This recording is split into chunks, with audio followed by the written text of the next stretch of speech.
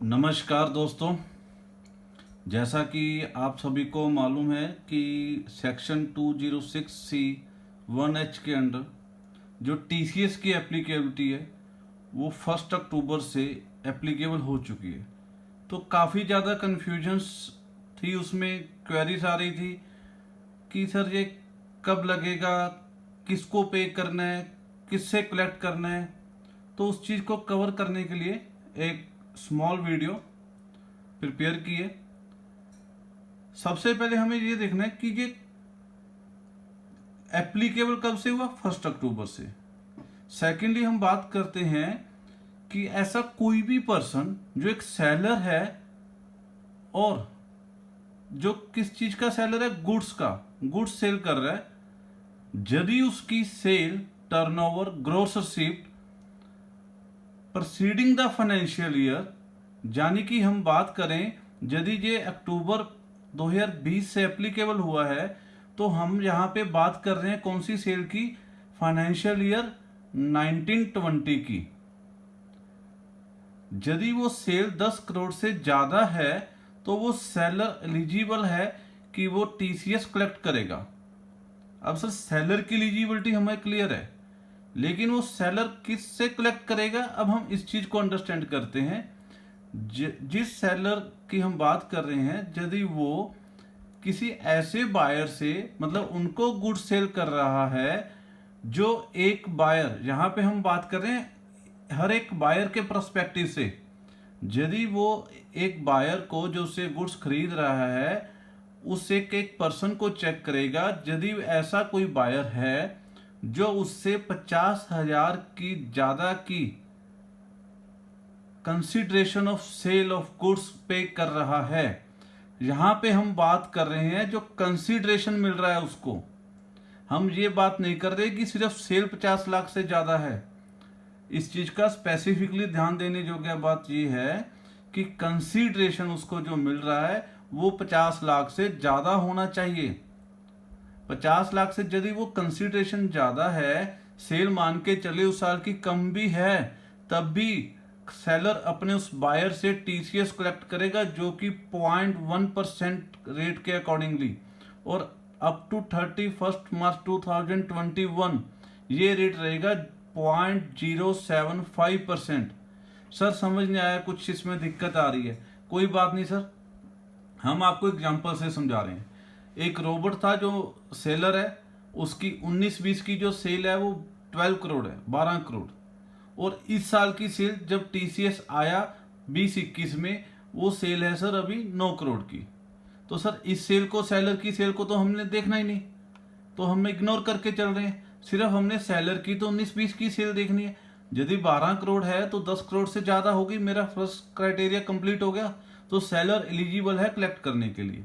लेकिन अब जो बायर है वो मिस्टर आर्यन, उसने सितंबर तक 24 लाख की गुड्स खरीदी और 24 लाख रुपया पे कर दिया। सिंपल एग्जांपल लेके चल रहे हैं, तो सर 30 सितंबर तक यदि उसने 24 लाख यानी कि 50 लाख से कम अभी हुआ है कंसिडरेशन ऑफ गुड्स जो, तो उस केस में जो कंडीशन है वो 50 लाख पे ट्रिगर होगी। तो जैसे ही वो 1 अक्टूबर के बाद मान लीजिए 65 लाख टोटल यदि कर रहा है, तो यहाँ पे पहले 50 लाख तक यानी कि 65 माइनस 26 लाख, 24 लाख यहाँ पे कवर हो चुका है सर, तो 26 लाख का अभी उसको और बेनिफिट मिलेगा। तो जब तक उसका वो कंप्लीट नहीं होगा 26 लाख कंप्लीट करके, जैसे ही 50 लाख के अबव की लिमिट आएगी जो कि 39 लाख यहाँ पे आ रही है, तो उसको टीसीएस सिर्फ उतनी ही अमाउंट पे कलेक्ट करना है। दो बातें सर मैंने यहाँ पे बोली, उसको रिपीट कर रहा हूं। एक तो सेलर, उसकी जो प्रोसीडिंग फाइनेंशियल ईयर है उसमें सेल 10 करोड़ से ज्यादा हो, और जो बायर है, ईच बायर्स का हम जहाँ पे चेक करेंगे, जो बायर्स है वो एक ईच बायर्स अपना ये कैलकुलेशन करेगा, सेलर के प्रोस्पेक्टिव से ये कैलकुलेशन रहेगी कि उसका जो कंसीडरेशन ऑफ गुड्स सेल पे जो अमाउंट आ रही है वो 50 लाख से ज्यादा की कब हो रही है। सेकंड एग्जांपल सर, अब जो मिस्टर रॉबर्ट है उसकी 9 करोड़ है सर फाइनेंशियल ईयर 1920 में, तो जब हम 2021 में इसकी एलिजिबिलिटी चेक कर रहे हैं तो सर यहाँ पे वो अनएलिजिबल है, टीसीएस कलेक्ट ही नहीं करेगा। क्यों नहीं करेगा सर? उसकी सेल कम है, तो बायर्स की सेल जितनी मर्जी वो कर रहा हो एक बायर को, तो मेरे लिए वो इलॉजिकल है सर। थर्ड सर, अब उसकी सेल 1920 में 12 करोड़ है, राइट, और 2021 में 18 करोड़ है। सर सेलर की 2021 में नहीं देखनी, लिखा हुआ है फिर भी, और वो जब आर्यन को सेल कर रहा है तो 30 सितंबर से पहले उसने 85 लाख पे ऑलरेडी सर कंसीडरेशन रिसीव कर लिया। अब जब कंसीडरेशन रिसीव कर लिया सर 30 सितंबर तक, तो यहां पे जब इंप्लीमेंट ही नहीं हुआ सर, सेक्शन एप्लीकेबल ही नहीं हुआ, तो यहां पे उसको वो 85 लाख पे पूरा का पूरा बेनिफिट मिल जाएगा। लेकिन जैसे ही वो 1 अक्टूबर से कंसीडरेशन रिसीव करेगा मिस्टर रॉबर्ट, जैसे कि अभी 6 लाख ही रिसीव किया है, तो उस 6 लाख पे भी टीसीएस कलेक्ट करना होगा। समझ में आया सर? एक कंक्लूजन करते हैं इस चीज का कि यदि सेलर की प्रोसीडिंग फाइनेंशियल ईयर में, जो कि आज के हिसाब से हम बात करें, फाइनेंशियल ईयर 1920 की सेल 10 करोड़ से ज्यादा है, तो उसको चेक करना है कि टीसीएस किस किस बायर से कलेक्ट करना है। अब बायर कौन है जिससे टीसीएस कलेक्ट करेगा, उसके लिए वो चेक करेगा कि उस साल में, जिस साल में वो अभी 2021 की हम बात कर रहे हैं, तो उसको 30 सितंबर से पहले या बाद में 50 लाख का कंसीडरेशन कब मिला। सिंपल सी बात, यदि वो कंसीडरेशन 50 लाख का 30 सितंबर तक कंप्लीट हो चुका है, तो अक्टूबर से जब भी वो कंसीडरेशन रिसीव करेगा तो उस पर टीसीएस कलेक्ट करना होगा।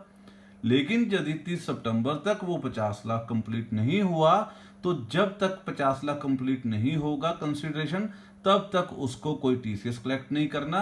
लेकिन जैसे ही 50 लाख की कंडीशन कंप्लीट होगी, जैसे कि हमारे फर्स्ट एग्जांपल में 24 लाख 30 सितंबर तक कंप्लीट हो चुका अमाउंट, लेकिन 50 लाख कंप्लीट करने के लिए अभी 26 लाख तक हमें वेट करनी पड़ेगी। तो जैसे ही 26 लाख से एक्सीड होकर बाकी की जो अमाउंट है उस पे हमने 39 लाख पे टीसीएस कलेक्ट कर लिया। तो सर इस चीज में हमें समझ आ चुका है, लेकिन एक कंफ्यूजन और आ रही है। वो कंफ्यूजन ये आती है कि क्या ये जब हम सेल करेंगे तब लगेगा या जब हमें कंसीडरेशन मिलेगा तब लगेगा। तो इस चीज को और क्लैरिफाई करते हैं। एक एग्जांपल लिया मैंने फाइनेंशियल ईयर 1920 का, 2021 का, 21-22 का। यहाँ पे जो सेल की है पिछले साल में, ये हम बात कर रहे हैं बायर के प्रोस्पेक्टिव से। उसने 60 लाख का सामान खरीदा था हमारे से, तो उसमें तो हमने कुछ देखना ही नहीं। लेकिन इस एग्जाम्पल को कोरिलेट कर रहे हैं, उसने उस साल में हमें सिर्फ 20 लाख रुपया दिया, तो जैसे ही 20 लाख दिया तो 40 लाख उसका आउटस्टैंडिंग आ रहा है। Understand sir? तो उसके बाद फाइनेंशियल ईयर 2021 में उसने 70 लाख का सामान खरीदा हमारे से, और 40 लाख जो उसका पुराना बैलेंस था वो ऐड करके टोटल 1 करोड़ 10 लाख रुपया हो गया। अब उसमें से 100 लाख हमने इसी साल में रिसीव कर लिया, यानी कि 1 करोड़। अब इसी साल में सर एप्लीकेबल हो रहा है प्रोविजन टीसीएस का। तो यहां पे अब यदि हम बात करें 55 लाख जो रिसीव किया है वो 30 सितंबर तक रिसीव कर लिया, तो 30 सितंबर तक यदि रिसीव कर लिया तो सर उस 55 लाख पे, चाहे वो 50 लाख से ज्यादा है, लेकिन यदि सितंबर तक रिसीव किया है तो तब तक प्रोविजन एप्लीकेबल ही नहीं था, तो कोई टीसीएस नहीं। लेकिन जो रिमेनिंग अमाउंट रह गई सर 45 लाख, 1 करोड़ में से 55 लाख के बाद जो 45 लाख मैंने 1 अक्टूबर से रिसीव किए हैं सर, उस पर मुझे टीसीएस कलेक्ट करना होगा। अब यहां पे बकाया कितना रहा सर उसका 10 लाख, क्योंकि 1 करोड़ 10 लाख बन रहा था इस साल तक का बैलेंस, 1 करोड़ रिसीव हो गया तो 10 लाख बच गया। अब नेक्स्ट ईयर की बात करते हैं, यदि प्रोविजन सेम रहते हैं उसके अकॉर्डिंगली 10 लाख तो वही पुराने वाला सर आ गया मेरे पास आउटस्टैंडिंग, और 55 लाख की मैंने 21-22 में सेल कर दी। लेकिन मुझे मिला कितना सर अभी 21-22 में 45 लाख।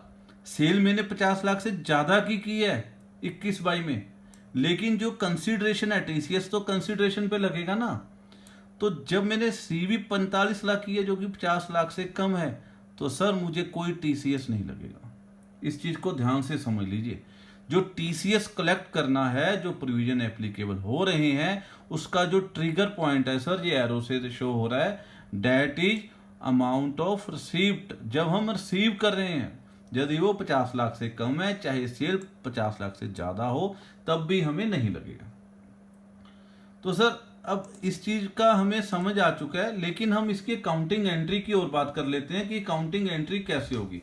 तो सर जब भी हम बायर को सेल करेंगे, buyer count debit to sale to GST, उसके ऊपर जो भी जीएसटी लगेगा, to TCS dummy account. Dummy account का मतलब क्या है सर? टीसीएस यहां पे मैंने लायबिलिटी जनरेट नहीं की, सिर्फ एक टीसीएस कितना कलेक्ट करना रहेगा यदि कलेक्शन होती है, इसलिए मैंने इसको रेड किया है।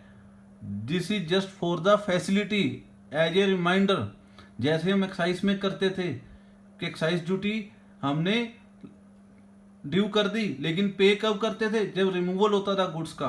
तो ऐसे ही सर जब बैंक में पेमेंट आएगी, जब हमारे पास बैंक कैश, मतलब जब कंसीडरेशन आ रहा है, उस टाइम पे मैंने उस टीसीएस को तो रिवर्स कर दिया, लेकिन ये मुझे याद दिलाएगा कि ये आपको टीसीएस पे करना है, तो लायबिलिटी सर मेरी यहां पे जनरेट हो रही है इस पॉइंट पे जब मेरे पास कंसीडरेशन आ रहा है। तो ये हमारी एक अकाउंटिंग एंट्री का एक सिर्फ आपको एग्जाम्पल दिया गया है। क्या सर सभी को टीसीएस एप्लीकेबल है इसके अलावा? नहीं सर, कुछ इसमें बात की गई है।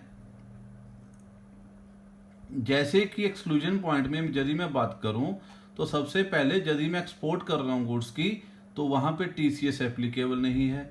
यदि मैं कुछ ऐसी गुड्स की सेल कर रहा हूं जहां पे बायर को ही डिडक्ट करना है टीडीएस, तो वहां पे भी टीसीएस एप्लीकेबल नहीं है। और यदि ऐसा कुछ सेल कर रहा हूं मैं जिस सेल पे already other clause of TCS applicable हैं, जैसे कि मैं 10 लाख से ज्यादा का मोटर व्हीकल बाय करता हूं, तो ऑलरेडी उस पे टीसीएस हम कलेक्ट कर रहे हैं बायर से, तो वहां पे अब ये एडिशनल लायबल नहीं बनता हमारे ऊपर। लेकिन यदि हमने मान लीजिए कोई व्हीकल बिलो 10 लाख का सेल किया, वहां पे हमारा जो प्रोविजन है वो टीसीएस का जो हम अभी डिस्कस कर रहे हैं वही एप्लीकेबल रहेगा, क्योंकि सर वहां पे अदर प्रोविजन एप्लीकेबल नहीं है। और सर बात करें हम बायर्स की, यदि वो सेंट्रल गवर्नमेंट है, स्टेट गवर्नमेंट है, एम्बेसी है, हाई कमीशन लीगेशन है, कुछ इस तरह की लोकल अथॉरिटीज हैं, या कोई ऑफिशियल गैजेट में यदि कोई नोटिफिकेशन के थ्रू सेंट्रल गवर्नमेंट ने बता दिया, तो हम वहां पे भी टीसीएस कलेक्ट नहीं करेंगे। और यदि कोई सेलर सेंट्रल गवर्नमेंट है या उसकी कोई नोटिफिकेशन के थ्रू है, तो सर वहां पे भी उसको टीसीएस कलेक्ट नहीं करना है। तो सर इस चीज को अब हम समझ चुके हैं। आई गेस अब कोई डाउट नहीं रहेगा कि टीसीएस जब लगा तो वो 1 अक्टूबर से लगा, और हमने सेलर के प्रोस्पेक्टिव से उसकी प्रीसीडिंग फाइनेंशियल ईयर की सेल चेक की। लेकिन बायर का जो 50 लाख का है वो, और एक बायर का हमने जो चेक किया वो सेल कंसिडरेशन 2021 की बात करें तो इसी साल का हम चेक करेंगे, कंसिडरेशन चेक करेंगे सर। फिर भी सर आपका कोई डाउट रह जाता है तो आप मुझसे मैसेज, मेल, कॉल के थ्रू कंफर्म कर सकते हैं। कुछ एक डाउट्स आ रहे थे सर कि यदि जीएसटी की अमाउंट जो बिल पे लगी है, सर किस पे लगेगा? बिल पे तो लगना ही नहीं है सर, मिलेगा कब? Sale consideration. जो कंसिडरेशन अमाउंट है तो वो तो जीएसटी से इंक्लूड करके ले रहे हैं। और यदि हमने कोई एडवांस रिसीव कर लिया, वो एडवांस 1 अक्टूबर के बाद रिसीव किया है, चाहे उसकी गुड्स मैंने 30 सितंबर तक सेल की थी सर, तब भी उस पर लगेगा। लेकिन यदि कोई हमने ऐसा एडवांस रिसीव किया है जिसका सेट ऑफ सेल के साथ नहीं होगा, मान के चलिए वो सिर्फ एक सिक्योरिटी है हमारी, तो उस तरह के एडवांस पे हमें कोई टीसीएस प्रोविजन एप्लीकेबल नहीं करना है। ध्यान रखिए sir, credit note, debit note, ये सब चीजें भी इग्नोर करके चलनी है, क्योंकि सेल कंसिडरेशन पे बात कर रहे हैं हम। तो ट्रिगर पॉइंट सर हमारा क्या है? Sale consideration. तो मैं इसी के साथ वीडियो एंड कर रहा हूँ विद होप कि टीसीएस का जो इम्प्लीकेशन है, कब एप्लीकेबल हो रहा है, किस पे एप्लीकेबल हो रहा है, कब कलेक्ट करना है, ये क्लियर है।